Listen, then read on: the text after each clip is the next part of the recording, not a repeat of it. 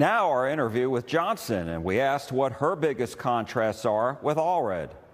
He voted with ICE multiple occasions. I've consistently been against that. And that, given the time that we're in this country with immigration and his policies on that regard, that's an issue that's really resonating with a lot of folks. Well, it's long been the law of the land in this country that if you commit a crime, that you can be deported. We can revoke your permission to be here. And I fully support that. But what I don't support is eroding our due process, eroding our constitutional protections. What Republicans have been doing is saying, you know what, a conviction is no longer necessary, an allegation is enough. And so this concept that we all grew up with, innocent before proven guilty, that doesn't work in Colin Allred's world. So he voted for that because he took a hard right turn when he was running for the Senate. He voted, and I voted against that. And that is really significant to our Latino communities and our immigrant communities who are really fearful of what ICE is doing to them and their families. And secondly, it's about sanctuary cities. You know, Dallas police can make their decisions of they want to enter into a 287G cooperation agreement with ICE. They've not done that. Colin Allred was only one of 12 Democrats to vote to allow, governments to punish these cities. And what we just saw recently this past week, right? Greg Abbott threatening to withhold hundreds of millions of dollars to Houston and Dallas to strong arm these police departments into doing this. And then Colin Allred supported that. So I am against that. And I think that that's a clear marker difference between us and our actual voting records that I think voters are really resonating towards. As you know, Allred has criticized your prior stock sales that included Palantir, which works with ICE. And so I'm wondering, what do you say to that? And do you think that hurt you the first time around on March 3rd?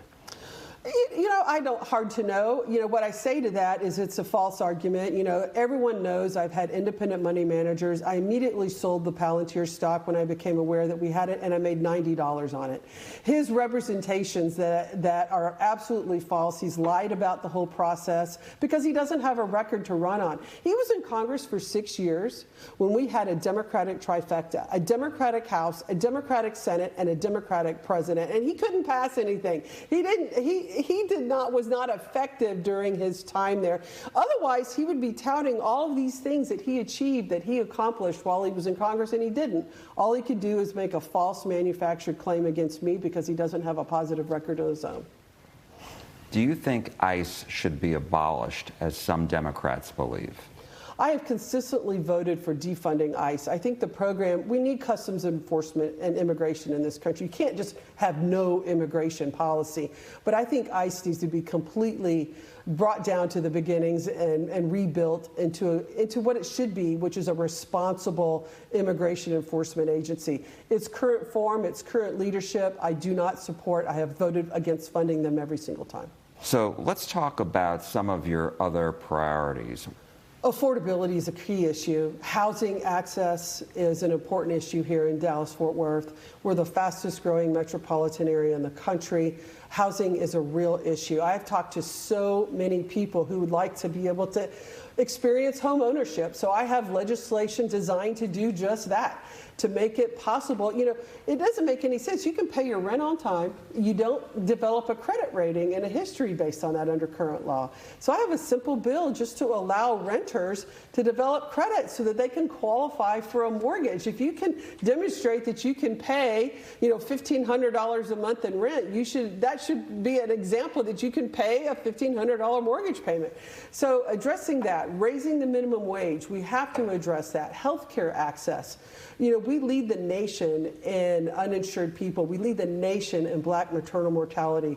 We have got to address the healthcare crisis that we're facing here.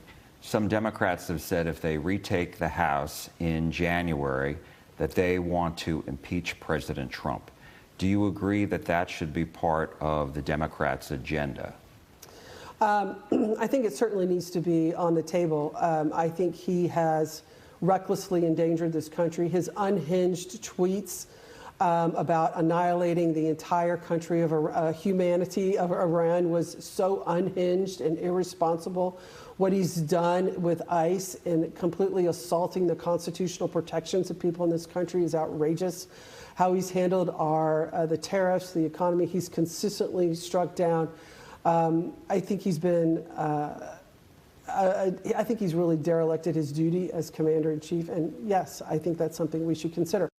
Early voting begins 1 week from tomorrow, Monday, May 18th, and it lasts for 5 days only, ending on Friday, May 22nd. Election Day is Tuesday, May 26th.